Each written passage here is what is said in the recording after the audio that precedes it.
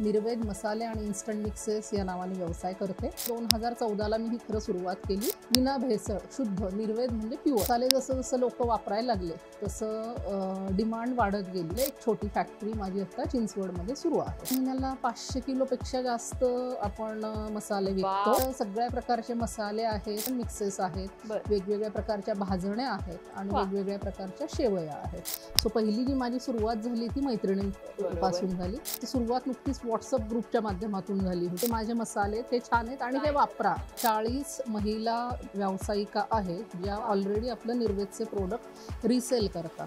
मग महाराष्ट्रात बऱ्याच ठिकाणी आहेत आणि आता यूपी मध्ये म्हणजे महाराष्ट्राच्या बाहेर यूपी मध्ये। नमस्ते, मी ॲडव्होकेट नीरा धाडगे। कोणत्याही क्षेत्रात तुमची कामगिरी वाखाणण्यासारखी असेल, इतक्या लोकांशी मी बोलतेय ना, काहीतरी रोज नवीन शिकायला मिळतं। एकमेकांना मदत करण्यासाठी तुम्ही ही कम्युनिटी जॉईन करू शकता, पुणे वुमन्स क्लब।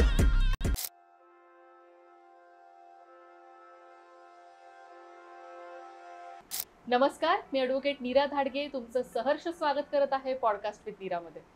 आज आपल्याला एकदम झणझणीत मसाले बघायला मिळणार आहेत आणि खायला मिळणार आहेत आणि त्यांच्याबद्दल खूप काही गप्पा करायला मिळणार आहेत। नमस्ते मॅडम। नमस्कार। कुलकर्णी मॅडम, तुमची ओळख करून द्याल आमच्या सगळ्या प्रेक्षकांना। नमस्कार, मी उत्कर्षा कुलकर्णी निर्वेद मसाले आणि इन्स्टंट मिक्सेस या नावाने व्यवसाय करते।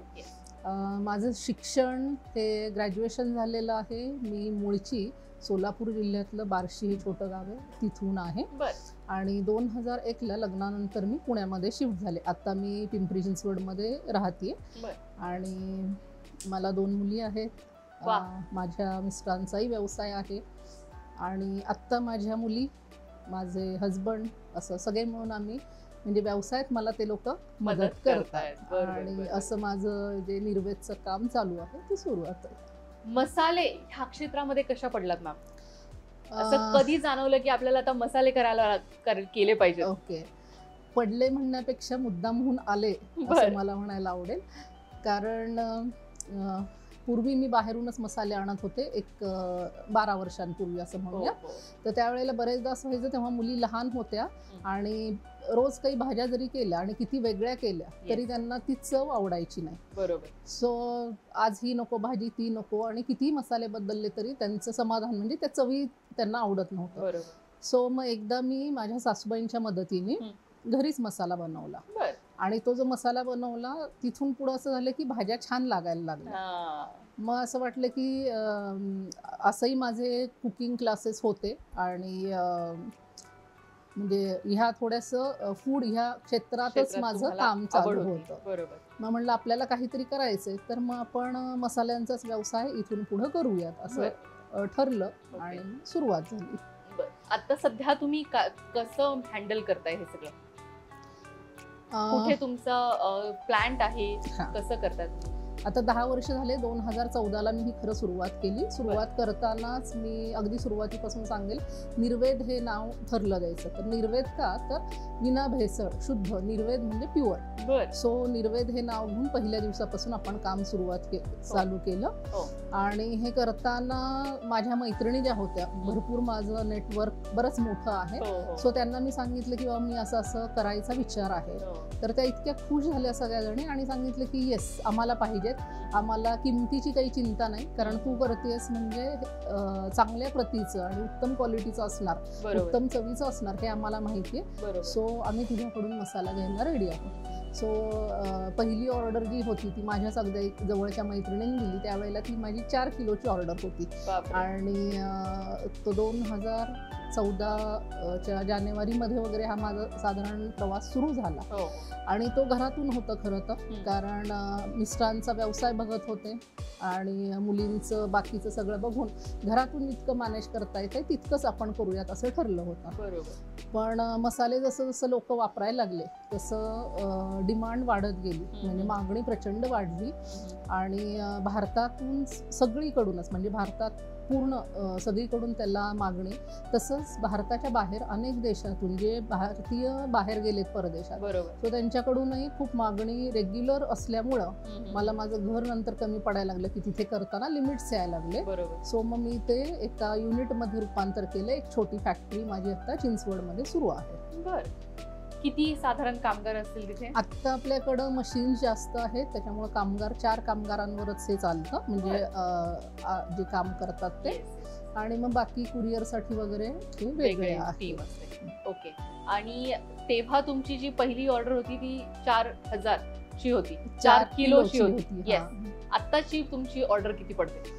आता दर महिन्याला 500 किलोपेक्षा जास्त आपण मसाले विकतो.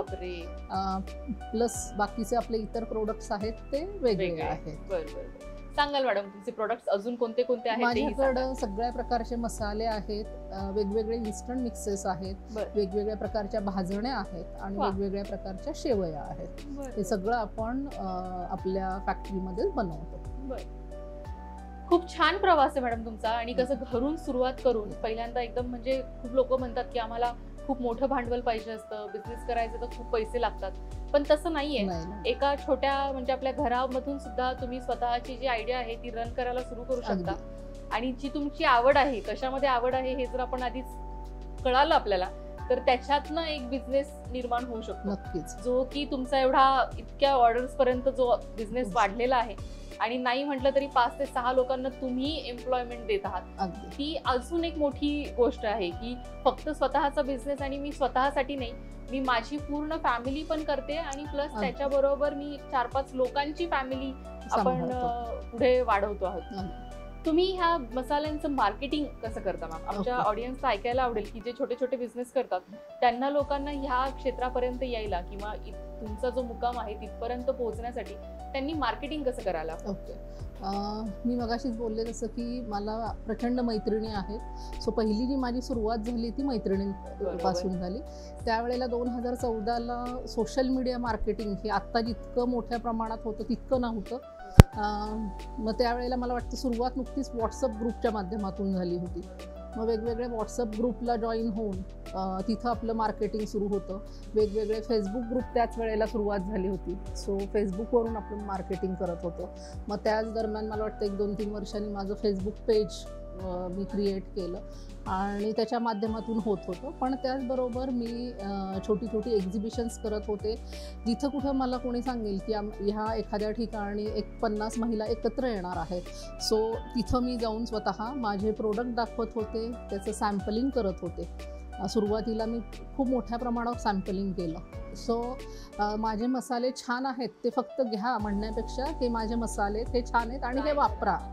सो त्याचा खूप मोठा इम्पॅक्ट मला बघायला मिळाला. आणि आजही मी म्हणजे दर महिन्याला थोडंफार सॅम्पलिंग करतेच आहे, कारण त्याच्यामुळे जे नवीन कस्टमर आहेत ते मला जोडले जात आहेत. आणि फेसबुक मार्केटिंग आता नवीन म्हणजे इन्स्टा मार्केटिंग असं आता प्रवास सुरू आहे. मी नेहमी आमच्या जे सेमिनार्स होतात त्याच्यामध्ये नेहमी आमच्या जे शिकायला येतात त्यांना सांगते की सुरुवात तुम्ही बिझनेसची कराल ती इनर सर्कल मध्ये करा. तुमचा परिवार, तुमचे फ्रेंड्स, त्यांचे फ्रेंड्स, हे जे आपल्याला ओळखणारी लोक असतात तिथे आधी तुमचा प्रॉडक्ट जातोय की नाही, त्यांना तो प्रॉडक्ट आवडतोय की नाही, ते जर तुम्ही बघितलं तर तोच ऑडियन्स तुम्हाला पुढे घेऊन जातो. आणि त्यांना जर तुम्ही चांगली सर्व्हिस दिली तर तो पुढे वाढणार आहे. आणि खूप छान हे आहे. सॅम्पलिंग सुद्धा आपण एक मार्केटिंग स्ट्रॅटेजी म्हणून यूज करतो, ज्याच्यामध्ये हे प्रॉडक्ट जर आपला चांगला असेल तर आपल्याला ऑलरेडी माहिती असते, समोरच्यानी वापरला की त्यांना पाहिजे असणारच येतो. तर ही सेकंड गोष्ट आहे जी लोक यूज करू शकतात त्यांच्या मार्केटिंगमध्ये.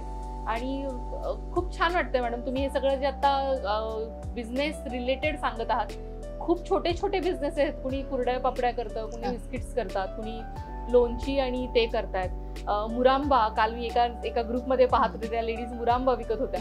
आणि हे लागणाऱ्या गोष्टी आहेत, असं म्हणजे काही लोकांना माहिती पण नसतं, लागणाऱ्या गोष्टी आहेत. पण त्याची मार्केटिंग कशी करायची, तो बिझनेस कसा करायचा, हे आज गोष्टींमधून शिकणार. आणि त्याच्यासाठीच हा आपला प्लॅटफॉर्म आहे की तुमच्या अनुभवातून ते लोक त्याच्यातून शिकून पुढे गोष्टी करतील.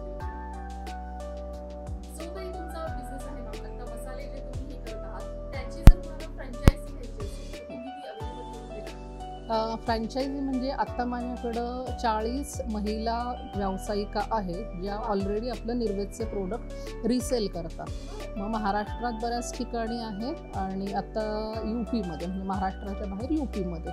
सो हे महिलांना द्यायचं कारण मला वुमन एम्पॉवरमेंट हा डोक्यात विचार ठेवून दुकानांमधनं तर मी जर ठरवलं तर नक्कीच मी माझे मसाले ठेवू शकते. बरोबर. पण आता सुरुवातीचा विचार असा होता की एक आपल्याच मैत्रिणींना किंवा बरोबर. महिलांना घरात बसून त्यांना कमी रोजगार पैसे मिळावा. इन्व्हेस्ट करून काही त्यांना अर्निंग त्यांचं सुरू व्हावं. ह्याच यांनी आता आपल्याबरोबर 40 महिला काम करत आहेत. कुलकर्णी मॅम, उत्कर्ष मॅम, खूप छान वाटलं आज तुम्हाला इथे बोलवून आम्हाला. आणि खूप त्यांनी छोटे छोटे टिप्स दिलेले आहेत, वेगळे वेगळे बिझनेस कसा हँडल करायचा, आपल्या मित्रमैत्रिणींबरोबर तुम्ही तुमचा बिझनेस कसा पुढे घेऊन जाणार आहात हे त्यांनी खूप छान पद्धतीने सांगितलेलं आहे. आणि याचबरोबर थँक्यू सो मच मॅम, तुम्ही इथे आलात. थँक्यू. थँक्यू. थँक्यू.